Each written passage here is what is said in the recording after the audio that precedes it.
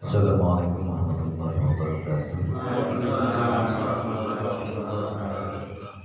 Alhamdulillahilladzi anzala as-sakinata fi qulubil mu'minin liyazdadu imanan ma'a imanihim. Asyhadu an la ilaha illallahul malikul haqqul mubin wa asyhadu anna sayyidana wa nabiyyana Muhammadan abduhu wa rasuluhu shadiqul wa'dil amin. Allahumma salli wa sallim wa barik wa karim wa azim ala sayyidina Muhammadin al-mursalin sayyidil awwalin wal akhirin wa ala alihi wa sahbihi ajma'in. Amma ba'du, faqad qala Allah ta'ala fi kitabihil karim wa huwa asdaqul qailin. A'udzu billahi minasyaitonir rajim. Bismillahirrahmanirrahim. Inna sholata kanat 'alal mu'minina kitaban mawquta. Yang sama-sama kami hormati para guru-guru kita, para penyepuh, para pemerintah, khusus kepada orang tua kita, guru kita Bapak Ustaz Rosyidi, Bapak Ustaz Leman, dan Ketua Lingkungan Bapak Muhadi, segenap jamaah hadirin sekalian yang dirahmati Allah.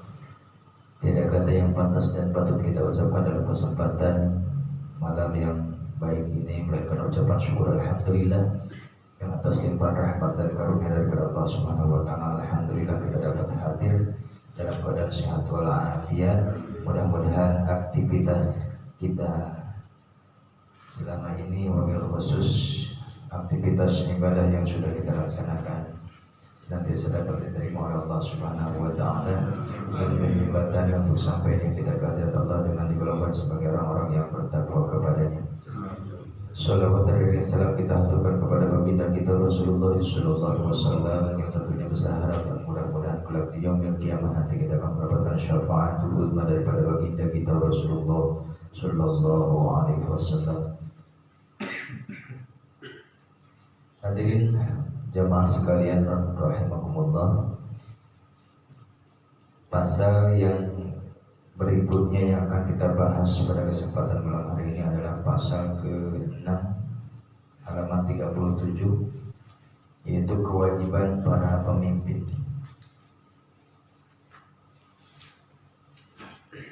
Bismillahirrahmanirrahim. Faslun yajibu ala wali syabi, wajib kepada wali anak laki-laki wasyabiyati dan anak perempuan al-mumayyizaini yang telah balik kedua-duanya, apa ayyamurahuma, memerintah wali kepada syabi dan syabiyat bisyolati kepada sholat, wa yu'allimahuma dan memberikan pelajaran wali kepada syabi dan syabiyat ahkam akan hukum-hukum sholat ba'da sab'i sinina, setelah anak tersebut berusia 7 tahun, wa yadribahuma, dan kewajiban orang tua adalah memukul anak laki-laki dan anak perempuan yang sudah ala tarkiha, yang tatkala dia meninggalkan sholat ba'da asyri sinina, setelah usia 10 tahun, asaumin, seperti dia melaksanakan puasa, atau kohu yang kuat itu sobi dan sobiat untuk melaksanakan puasa. Jadi di pasal ke-6 ini adalah tentang kewajiban pemimpin. Yang dimaksud dengan pemimpin itu adalah bukan hanya RT, RW, lurah, camat dan ke atas, termasuk setiap diri kita adalah pemimpin.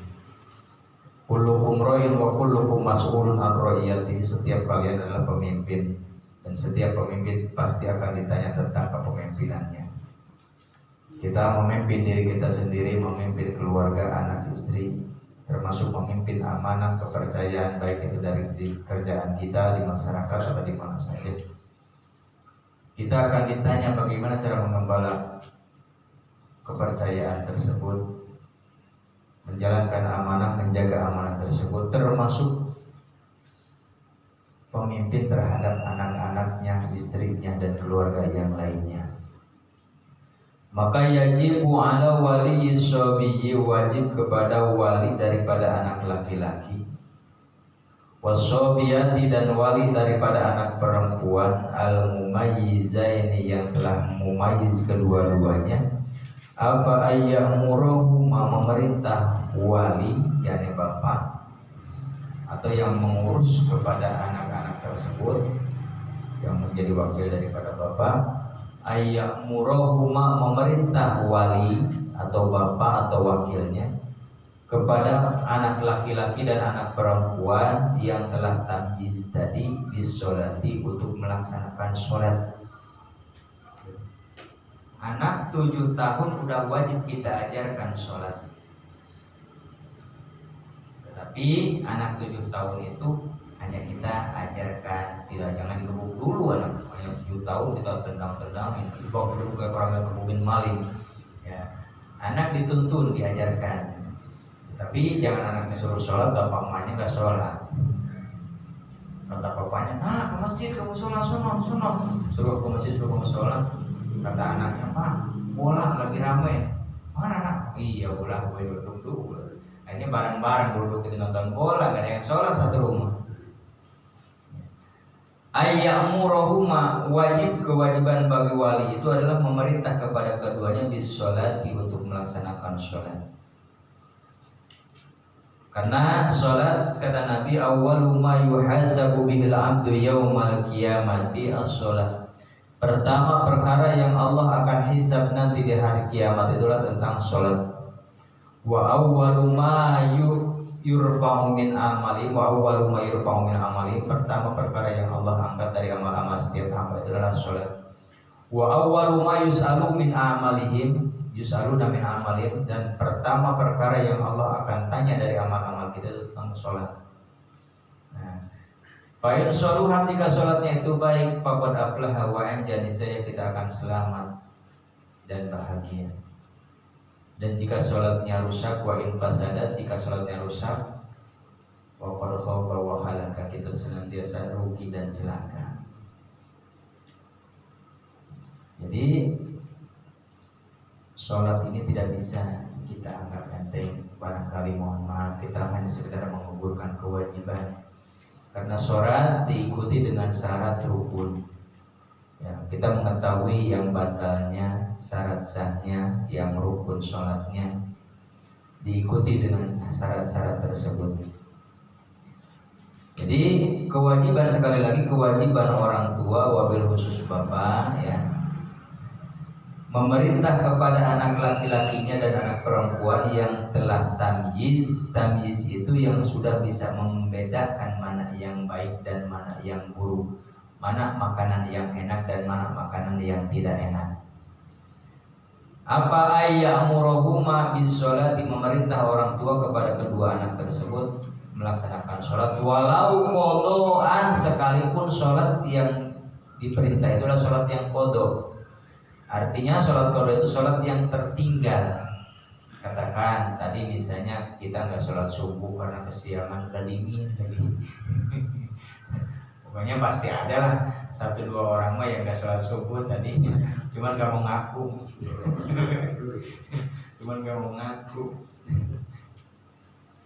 nggak sholat subuh satu rumah lagi, dingin hari Minggu, begadang semalam. Udah bablas. Walaupun sholat yang kita tinggal, apa yang kita laksanakan itu sholat qodho terhadap anak-anak kita, wajib kita menyuruh. Tadi kamu nggak sholat duhur ya, iya ya, sholat sekarang. Kewajiban orang tua memerintah. Terus apalagi wa yu'allimuhuma lil mumayyizain, dan mengajarkan tata cara sholat kepada anak-anak yang tamyiz tadi, yang laki-laki dan perempuan. Nih saya tanya, mohon maaf, pernah enggak kita selama ini punya anak udah 10-15 tahun kita ngajarin anak sholat? Enggak. Jujur ya, nggak apa-apa. Ini mohon maaf, nanti bukan anak kita dulu yang akan ditanya oleh Allah, tetapi yang ditanya dulu adalah bapaknya dulu. Ibu lolos, bapaknya dulu. Kata udah serahin sama Pak Ustaz. Iya kalau ngaji di rumah. Kalau nggak ngaji di rumah, bapak kontrol nggak anaknya ngaji apa enggak? Kalau ngaji di rumah mungkin pas ini saya suruh sholat, tetapi setelah ke di rumah kewajiban orang tua kembali. Jadi kita tidak lepas tangan begitu aja. Mohon maaf, Nah, kalau usah sholat dulu, aku kan banyak PR. Lebih pentingan PR ketimbang sholat. Kewajiban orang tua, serepot sesusah apapun anak kita dalam mengerjakan tugasnya, ya, secapek apapun dalam melaksanakan pekerjaannya, tetap di saat ada panggilan untuk melaksanakan sholat, semua aktivitas ditinggal dulu, ya, ditinggalkan dulu. Ajarkan kepada anak-anak kita cara ruku sujud yang baik. Alhamdulillah, barangkali kalau seandainya adik-adik kita, putra-putri kita yang kemungkinan istilahnya ada di rumah, terutama di rumah saya pribadi, insya Allah kalau yang pernah dulu ngikutin yang sore ini, karena kalau udah yang ngaji malam itu udah pelajarannya udah lain, karena kalau seandainya kita begitu ya nggak maju-maju itu anak. Maka dari dulu saya sarankan ke anak-anak yang masih kecil-kecil itu yang belum memahami tentang ini, dengan sekemampuan saya tetap akan saya ajarkan. Jadi ada yang siang atau yang pagi ataupun yang sore saya ajarkan untuk itu. Jadi kalau saya udah kukuh, kamu pagi, kamu siang, kamu sore, tapi ternyata malam juga, saya udah lepas tangan. Karena kalau saya harus ngajarin yang itu, jadi yang lain ketinggalan. Jadi kewajiban orang tua, coba tolong barangkali, karena kita pun juga akan dimintakan pertanggungjawaban. Tolong nanti kita cek anak-anak kita di rumah, cara rukunya, cara sujudnya. Termasuk saya ajarin dulu tuh apa. Begitu dan cek berapa bulan kemudian saya cek lagi. Lalu lupa Pak Ustaz, kamu nggak pernah sholat subuh? Enggak. Padahal sebelumnya udah pada hafal semuanya. Wa yu'allimuhuma, sekali lagi, dan mengajarkan orang tua wali kepada anak laki-laki dan perempuan ahkamaha, akan hukum-hukum sholat, ayat sholati, yana hukum sholat, minas syuruti, dari syaratnya, wa ghairiha, dan selain daripada syarat. Kapan? Ba'da tamami sab'in sinina, setelah sempurna usia 7 tahun. Setelah 7 tahun orang tua wajib ngajarin anak-anaknya sholat.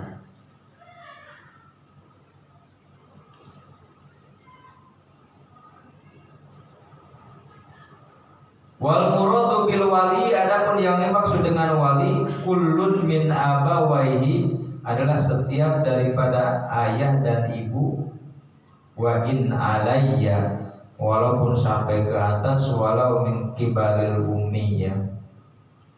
Jadi walaupun anak-anak udah pada dewasa, kewajiban orang tua tetap mengingatin sholat. Nih, anak kita udah pada rumah tangga, kita jauh, ditelepon, kamu udah sholat belum? Termasuk anak-anak kamu, istri kamu barangkali. Atau kalau anak kita perempuan, kamu udah sholat belum? Suami kamu udah sholat belum? Kewajiban mengingatkan.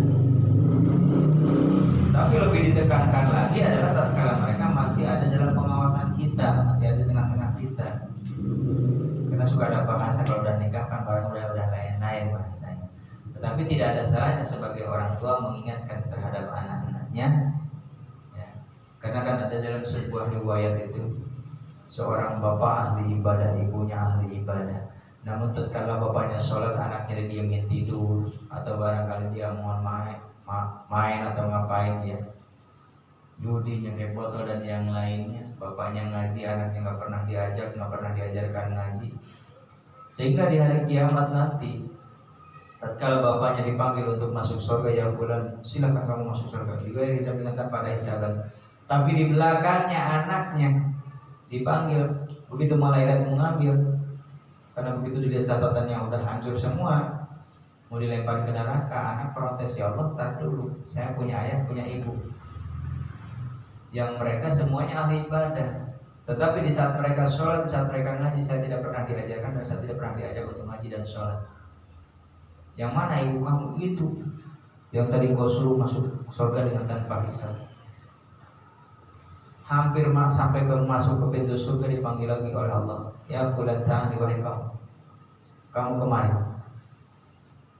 Labbaika ya Rabb. Baik, apakah ini benar putra kamu? Betul. Apakah benar di saat Anda ngaji, Anda sholat, kamu tidak pernah mengajarkan dan tidak pernah mengajak terhadap anak untuk ngaji dan sholat? Betul ya Allah. Sekarang kamu yang tadinya sudah menjadi ahli surga, kamu terpaksa menemani anak kamu bareng-bareng dalam neraka. Maka ada kutipan ayat dalam Al-Quran, Inna amwalakum wa auladakum fitnah. Sesungguhnya harta dan anak-anakmu itu akan menjadikan ujian buat kalian.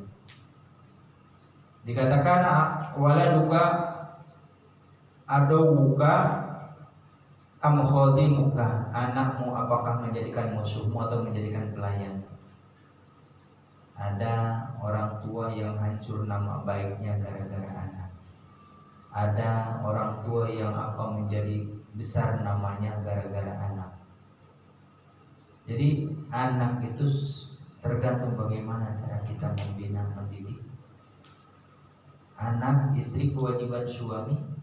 Karena kita termasuk kita suami, kullukum ra'in, setiap kalian adalah penggembala. Wa kullukum mas'ulun an ra'iyati, dan setiap penggembala tentu akan ditanya bagaimana cara kamu mengembala benda yang kamu gembalakan itu tadi.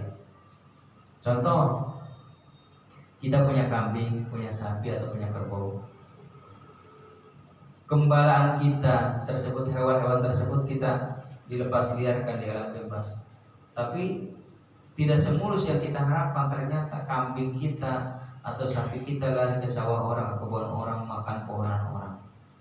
Tentunya yang punya pohonan tersebut akan nanya kepada kita, minta pertanggungan jawab.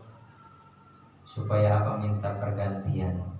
Pun pula Allah nanti, anak, istri, harta, jabatan, dunia ini semua dititipkan kepada kita. Sebagaimana kata Allah dalam hadis kursinya, Allah fa inna dunya khuliqat lakum wa antum khuliqtum lil akhirah. Ingat sesungguhnya dunia ini ya, khuliqat lakum, Allah ciptakan untuk kalian, wa antum khuliqtum lil akhirah, sementara kalian dipersiapkan untuk kembali ke akhirat. Tentunya ada bekal yang perlu kita bawa. Anak, istri bisa dibawa bareng-bareng jika mereka kita ajarkan dengan baik. Tapi jika kita lupakan semuanya itu, hanya kita kan sebagai ayah kewajiban kita memberikan barangkali motivasi belajar dunia, memberikan makan, pakaian dan yang lain. Sementara makanan rohani atau batiniahnya kita abaikan. Nah ini kewajiban-kewajiban kita ini ya. Walaupun barangkali kita anak-anak kita mohon maaf susah untuk nyandran, minimal kita di lingkungan atau di rumah kita ajarkan ya. Karena kewajiban yang paling pertama itu adalah bapaknya yang ngajarin. Tapi terkadang banyak jawaban gini, saya boro-boro ngajarin anak, kita pun juga masih pas-pasan. Akhirnya serahkan ke orang lain, diserahkan, dianterin. Jangan biarkan datang sendiri. Kadang-kadang mayoritas pengajian begitu. Jadi anaknya begitu, anak siapa? Anak kamu? Emaknya kemana? Ada. Ke sekolah. Padahal mohon maaf, yang akan menyelamatkan dunia dan akhirat itu tentunya adalah pendidikan agama. Tetapi kebanyakan manusia menyepelekan kepada pendidikan agama. Sekolah biar bagaimanapun juga dibela-belain. Pengajian yang penting ngaji, yang salah besar kita terhadap anak-anak kita. Salah. Karena justru ternyata begitu orang tuanya sekarat, yang dibacakan sama anak bukan matematika, IPA, bahasa Inggris dan yang lainnya. Ternyata yang dibaca dituntun sama anaknya, ditalkinkan kalimat tauhid, kalimat la ilaha illallah, dibacakan Al-Quran. Maka itu kembali, mohon maaf, setinggi apapun jabatan anak, kalau tidak ada fondasi agama. Kemarin berulang kali kita melihat berita, banyak seorang anak yang menggugat ayah dan ibunya hingga miliaran gara-gara dunia. Karena apa? Ayahnya di saat anak-anaknya masih kecil lupa untuk memberikan pendidikan, motivasi tentang pendidikan agama. Dan begitu kita tanya sama anak, berapa jam kamu belajar agama dalam waktu 1 minggu di sekolah? 1/2 jam, Ustaz. Modek Pak saya. Apalagi Lagi kemarin-kemarin kita dengar wacana pendidikan agama dari sekolah dihapus. Rusak anak kita kalau sana di sekolah dihapus, di lingkungan kita anak-anak kita nggak dimotivasi untuk ngaji. Maka tentunya sebagai kita orang tua yang peduli terhadap anak-anak kita, ajarkan, arahkan anak-anak kita. Kalau emang tidak sempat, masukkan anak-anak kita ke pendidikan agama. Dan tidak harus di rumah, tidak harus di rumah saya, dimanapun. Karena di lingkungan kita banyak pendidikan agama. Ada di TPA sini, di Butika, ada ke atasnya Ustaz Abdullah, ada Ustaz Sanusi, termasuk ke daerah Gagak pun juga banyak di lingkungan kita, alhamdulillah. Termasuk ada barangkali di belakang kita ada yayasan, ada double itu. Kurang bagaimana? Kalau seandainya hari ini kita nggak bisa, hari ini kita masih bodoh-bodohnya, bodoh yang disengaja, bukan bodoh maktur. Bodoh maktur itu apabila tidak sampai penyampaian ilmu agama ke telinga kita, ke hadapan kita. Seandainya kita nggak melaksanakan sholat ini, mungkin masih ada maaf dari Allah.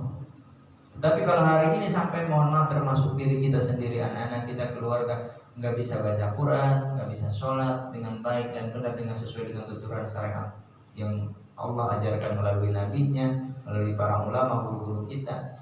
Tentunya kalau hari ini di zaman yang sudah secanggih ini, zaman modern ini, kalau ada mungkin di antara kita yang nggak bisa sholat, nggak bisa baca Quran, adalah rasanya itu bukan bodoh maktur lagi, tapi bodohnya bodoh yang disengaja.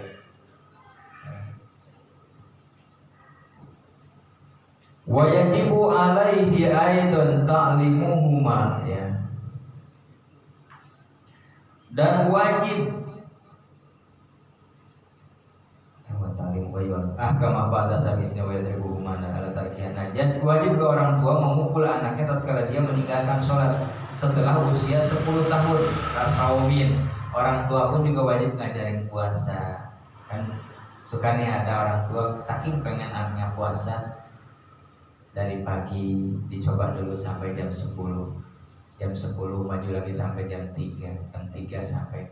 Walaupun dalam agama nggak ada pendidikan seperti itu, karena puasa namanya puasa itu harus dari pagi sampai. Tetapi nggak ada salahnya untuk menjajal kekuatan dan kemampuan anak, diajarkan. Atau barangkali kita jajal dari pagi sampai zuhur, begitu zuhur buka, ntar selesai makan sedikit atau minum sedikit, dilanjutkan lagi sampai maghrib. Kalau seandainya ternyata kuat, besok coba tes 1 hari. Setelah kita cek 3 hari kuat, mampu berturut-turut, berarti itu anak sudah wajib puasa, sudah wajib. Wa yajibu alaihi, dan wajib pula kepada walinya, aidon apa ta'limuhuma, mengajarkan anak laki-lakinya dan anak perempuan, ma yajibu alaihi, ma perkara yang wajib kepadanya, wa ma yahrumu, dan mengajarkan sesuatu pengetahuan tentang yang diharamkan kepadanya. Dikasih tahu, nah jangan judi. Emang kenapa ya? Judi itu haram. Aku cuma main gambaran. Karena judi nggak langsung dulu ya, rata-rata dari yang kecil dulu. Nggak ada orang mulai sabung ayam, kalau ngadu ayam dulu ngadu cupang dulu gitu. Ngadu cupang dulu dari yang kecil dulu. Nah, ternyata duitnya enak. Duitnya enak ya. Ayo, lu kalah bayar sama gue 10.000 ya. Ayolah. Biasa gitu dulu. Ternyata duitnya enak. Yuk ngadu cupang lagi yuk gitu. Nah, besok terus begitu, ntar lama-lama naik. Lama-lama jadi bandar judi. Bukan tukang judi lagi, jadi bandarnya. Jadi wajibu alaihi ta'limuhuma, sekali lagi wajib kepada kedua orang tua mengajarkan terhadap anak laki dan anak perempuannya, ma yajibu alaihi, ma perkara yang wajib dia yang wajib anak laki-laki dan perempuan ketahui, wa ma yahrum, dan perkara yang haram untuk senantiasa dilaksanakan. Sholat wajib, puasa wajib, ngaji wajib. Ngaji itu wajib, mohon maaf, jangan dikira ngaji itu nggak wajib. Sebelum ada perintah melaksanakan sholat, ya, awal wajibin alal insani ma'rifatun billahi istiqoni. Pertama yang Allah wajibkan terhadap kita ini manusia, adalah kita ngaji dulu, mengetahui tentang dalil-dalilnya. Baru setelah itu Allah mewajibkan kepada kita untuk melaksanakan ibadah-ibadah yang lain. Jadi kalau seandainya kita dibilang ngaji itu nggak penting, bagaimana seseorang akan melaksanakan sholat dengan baik? Bagaimana cara dia melaksanakan membacakan Fatihah dengan baik, melantunkan Fatihah dengan baik jika dia tidak belajar ngaji? Memang mohon maaf, orang-orang yang jadi qori, yang jadi imam-imam di masjid-masjid besar itu bukan hasil ngaji. Bukan hasil duduk-duduk belajar di otodidak, enggak. Otodidak mereka belajar dari YouTube, belajar di kaset. Sampai-sampai anak ini tatkala kita menegur seseorang tentang masalah adzan, akhirnya apa? Kata si Anu juga di mana? Di YouTube. Tahu dalilnya? Enggak. Karena dapatnya dari YouTube. Sehingga kata Nabi, man la syaikha fa syaikhuhu asyaiton. Siapa orang yang ngaji tanpa ada guru, maka gurunya adalah setan.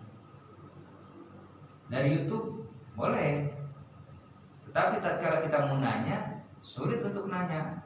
Coba tanya tuh. Sekarang kalau pelajaran sekolah ada sekarang di YouTube semua. Nanya, makanya mohon maaf, di rumah mau pinter giliran ke sekolah bingung, kan ini belajar kan online deh. Anak nggak bisa mengisi apa? Nanya sama Mbak Google. Benar nyaut. Karena sekarang kan praktis, ditanya Google-nya dia nyaut.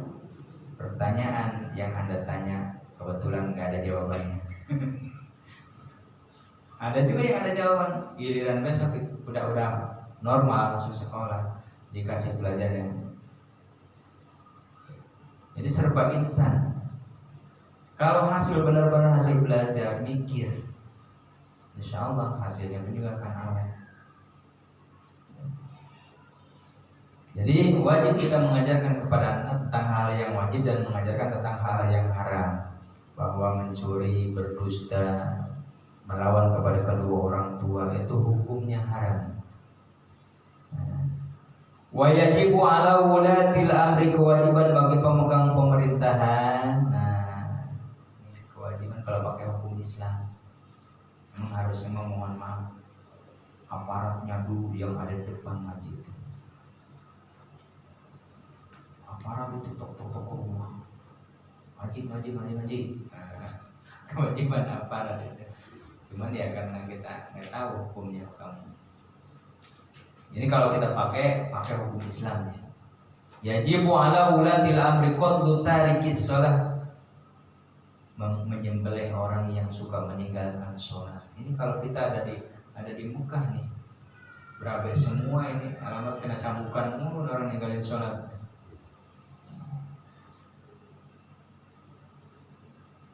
Kaslan karena malas. Ya kalau barangkali karena udur sholat hanya ada dua. Adarus sholati isnani aidawatus naini. Adapun udur kita meninggalkan sholat, jadi sebab-sebab dibolehnya kita meninggalkan sholat cuma ada dua. Pertama adalah an-naum, sebab kita tidur. Kedua adalah binisya, dengan sebab kita lupa. Tidur yang bagaimana dulu, bukan tidur sembarang tidur. Tidur udah kita normal, maksimal lah kita barangkali tidur biasa jam 9 atau jam 10 kita tidur. Ternyata subuhnya kebablasan karena hawa dingin begini, nggak kedengaran suara ada, nggak ada yang bangunin. Bangun jam 7 atau jam 8 kebetulan hari Minggu, nggak ada dosa kita ninggalin sholat tadi subuh ibarat kata. Jika caranya demikian, padahal tidur udah normal jam 9 jam 10. Hanya wajib qada saja buat kita. Tetapi kalau seandainya mohon maaf, padahal kita nggak ngapa-ngapain malah begadang, giliran udah mendekati subuh jam 3:30 atau jam 3 kita tidur, ya jelas subuh nggak kedengeran, mana hawa dingin begini. Ketinggalan sholat subuhnya dosa jika dengan cara demikian, dan tetap qada wajib. Pertama, yang kedua adalah dengan sebab lupa. Tapi jarang orang ninggalin sholat karena lupa. Banyak kan karena sengaja. Lupa, emang orang bisa sholat bisa lupa? Bisa. Misalnya saking asiknya belajar atau saking asiknya bulan puasa tadarus, anak-anak pada tidur, kita tadarus dari jam 7, anak-anak pada tidur, istri tidur, kita tadarus terus di kamar. Ingat-ingat udah mau maghrib, udah jam 5, ya Allah, jam 5 aja. Wajib bergegas untuk melaksanakan sholat yang ada, yakni waktu asar. Sementara duhurnya boleh diqadha pada saat itu, boleh juga nanti maghrib atau besok. Tapi jika dilaksanakan dengan segera itu jauh lebih baik. Jadi sekali lagi wajibu ala ulatil amri, wajib kepada pemegang pemerintahannya, para pemimpin, apa qatlu tarikis sholati, membunuh orang-orang yang meninggalkan sholat kaslan karena malas. Illam yatub, jika ia tidak bertobat. Wa hukmuhu muslimun, sementara hukumnya dia orang Islam tapi tidak tobat, dipenggal kepalanya. Wa yajibu ala kulli muslimin, dan kewajiban pula bagi setiap orang muslim, apa amru alihi, menyuruh keluarganya, biha, untuk melaksanakan sholat. Kewajiban kita mengingatkan keluarga. Siapa keluarga? Keluarga itu kita keluarga dekat aja, suami, istri, anak, cucu, mantu, nenek, kakek, paman, bibi, cing, terus sepupu, ponakan, itu masih keluarga. Kita ingatkan kewajiban kita. Ya.